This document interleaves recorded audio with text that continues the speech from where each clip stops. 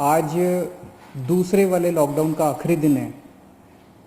केंद्र सरकार ने ऐलान किया है कि 2 हफ्ते के लिए लॉकडाउन को और बढ़ाया जा रहा है, लेकिन कुछ छूट दी जा रही हैं।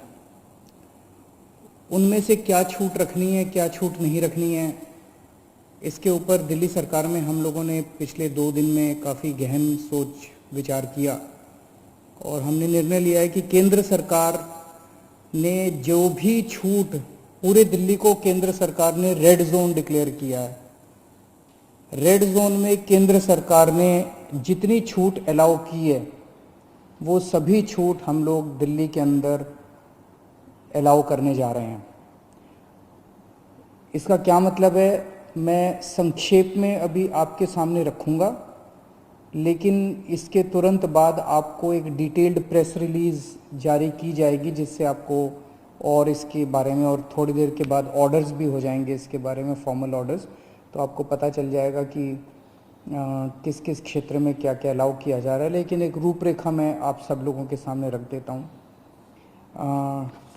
पहली चीज़ तो ये कि कल से सभी सरकारी दफ्तर खुलने जा रहे हैं। कई सारे सरकारी जो एसेंशियल सर्विसेज से डील करते हैं सरकारी दफ्तर, उन एसेंशियल सर्विसेज वाले सरकारी दफ्तर में 100% अटेंडेंस होगी। लेकिन दूसरे सरकारी दफ्तरों में जो एसेंशियल सर्विसेज से डील नहीं करते, वहाँ पे डिप्टी सेक्रेटरी लेवल तक, डिप्टी सेक्रेटरी एंड अबाव 100% आएंगे लोग, और उसके नीचे वाले स्टाफ में 33% स्टाफ आएगा। कल से दिल्ली के सारे प्राइवेट ऑफिसेज खोले जाएंगे, लेकिन प्राइवेट ऑफिसेज केवल 33% स्ट्रेंथ पे काम करेंगे।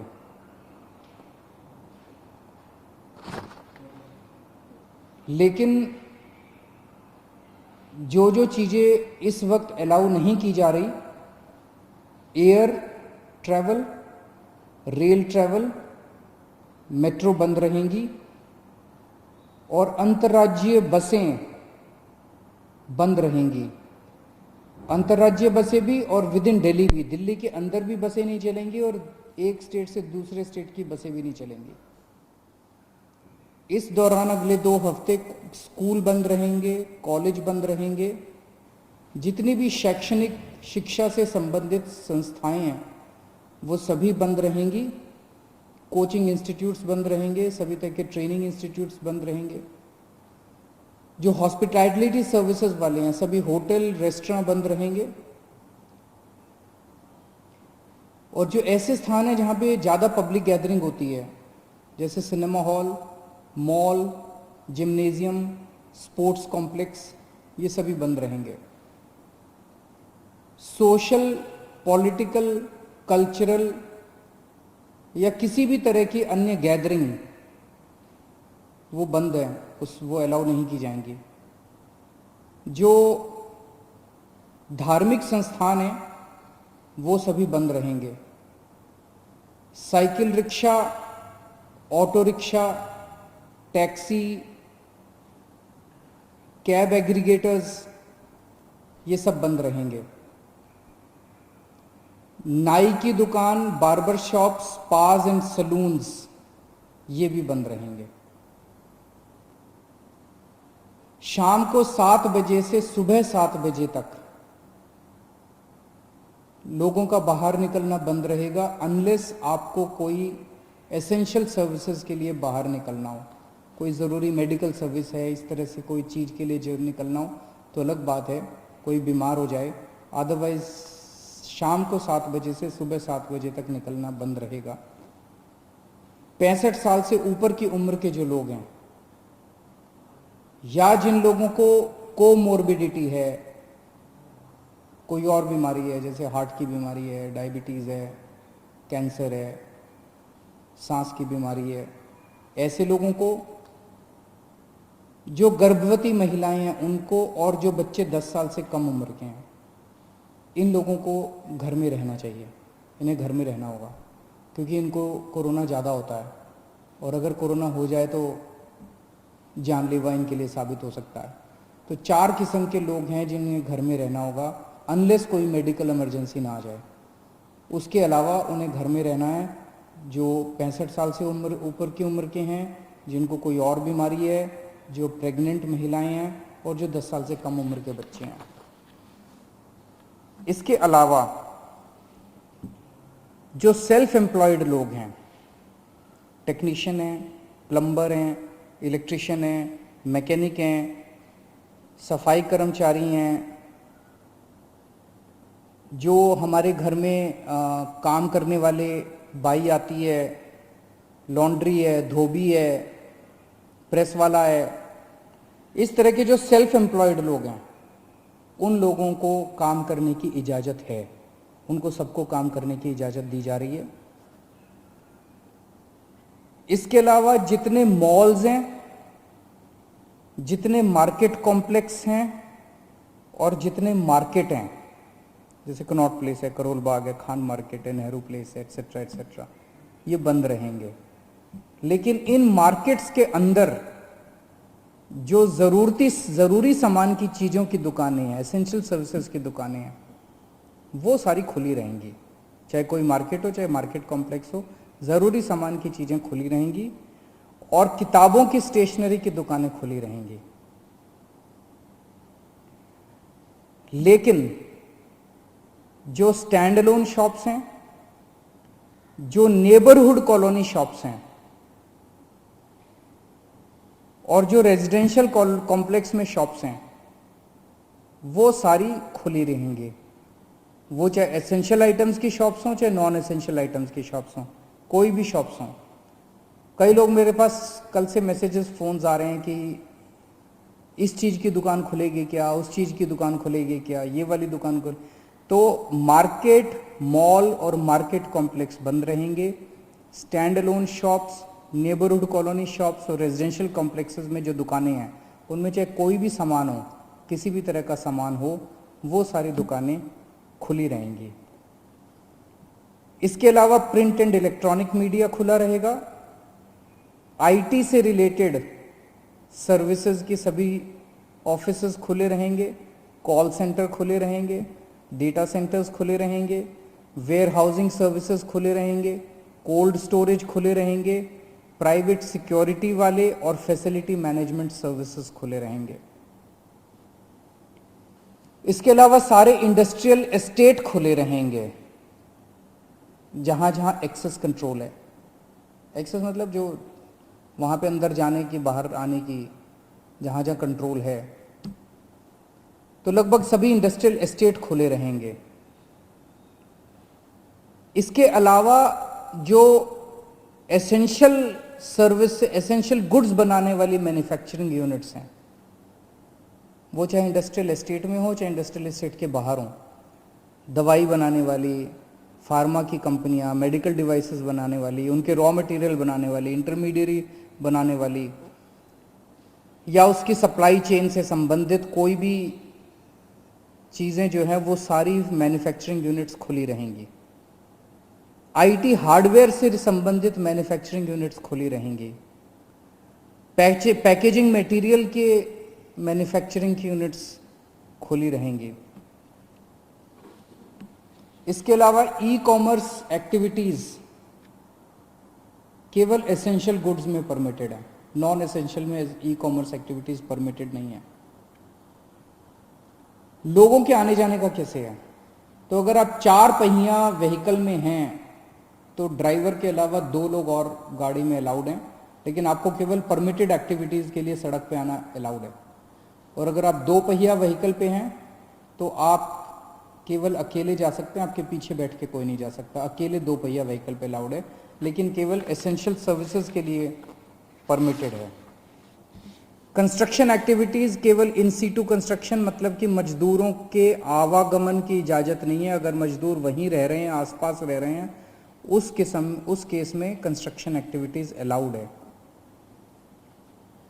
जो अगर शादी होती है तो सोशल डिस्टेंसिंग का पालन करते हुए 50 लोगों से ज़्यादा शादी में लोग नहीं होने चाहिए।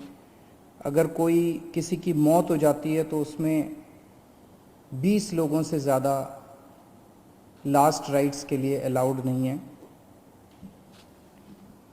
पब्लिक प्लेसेस पे थूकना स्ट्रिक्टली मना है, उसके ऊपर सख्त कार्रवाई की जाएगी। सभी एग्रीकल्चरल एक्टिविटीज अलाउड है, sowing, harvesting, procurement, marketing, agriculture supply chain से रिलेटेड जितनी भी एक्टिविटीज हैं वो सभी अलाउड हैं। फाइनेंशियल सेक्टर से रिलेटेड जितनी एक्टिविटीज हैं वो सभी अलाउड हैं। Banks, non banking finance companies, insurance, capital market activities, credit cooperative societies, और जितना गुड्स कैरियर से संबंधित, सामान से संबंधित, यात्रियों का बसें वगैरह अलाउड नहीं है, ऑटो वगैरह अलाउड नहीं है, लेकिन अगर सामान का, गुड्स का ट्रैफिक जो है वो सारा परमिटेड है। इसकी डिटेल्ड प्रेस रिलीज अभी जारी कर दी जाएगी और डिटेल्ड ऑर्डर जारी कर दिया जाएगा, जिससे आपको और सारी जानकारी मिल जाएगी। मैंने मोटी मोटी रूपरेखा आप लोगों के समक्ष रखी है, लेकिन मेरा अपना ये मानना है कि लॉकडाउन लागू करना बहुत ज़रूरी था। केंद्र सरकार ने जो 24 मार्च को लॉकडाउन किया वो बहुत ज़रूरी था।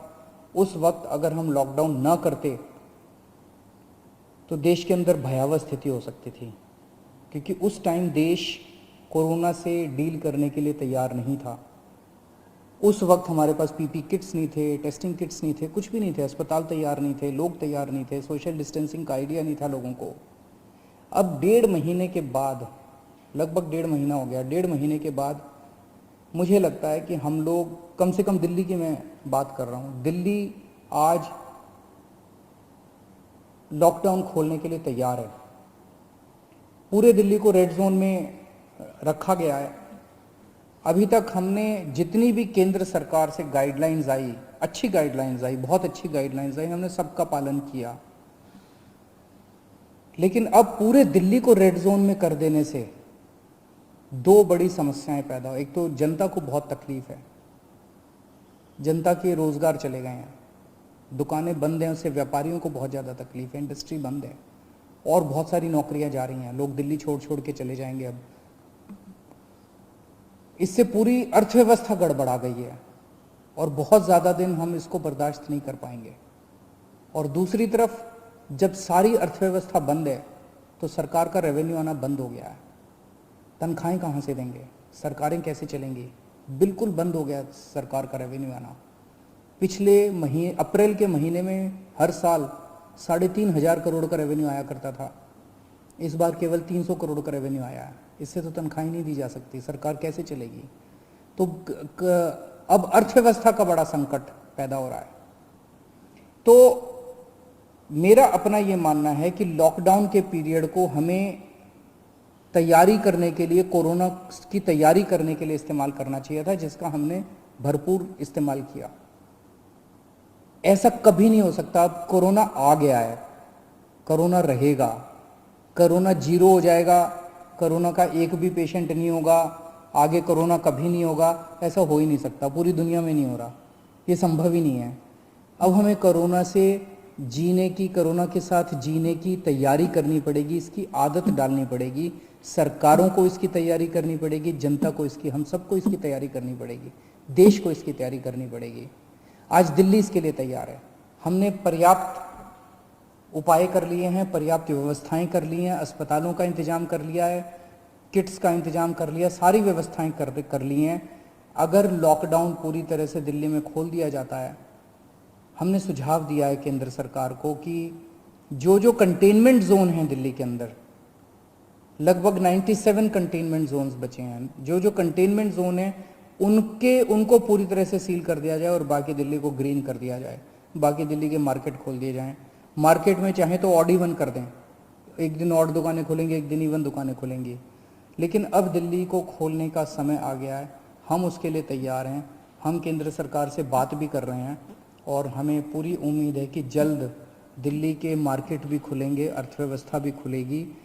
ऐसा होने से थोड़े केस बढ़ेंगे, लेकिन जो केस बढ़ेंगे उससे निपटने के लिए हम तैयार हैं। हमारा इस वक्त सबसे बड़ा 2 मकसद हैं। पहला मकसद है कि किस तरह से दिल्ली के अंदर कोरोना से होने वाली डेथ्स को कम किया जाए, और हम अभी तक काफ़ी कम करने में सक्षम रहे हैं, सफल रहे हैं। और दूसरा है कि कोरोना को कैसे फैलने से रोका जाए। वो बहुत ज़्यादा टेस्ट कर रहे हैं हम लोग, ताकि हमें पता चल सके कौन बीमार है, उसको इलाज करें और उसको ठीक करके उसके घर भेजें। तो मैं उम्मीद करता हूं कि हम लोग आगे केंद्र सरकार को भी मनाने में सफल होंगे, और ये लॉकडाउन का पीरियड जो है, इसमें जो जो रिलैक्सेशंस दिए गए हैं, इन रिलैक्सेशंस से आप लोगों को सबको फ़ायदा होगा। बहुत बहुत शुक्रिया।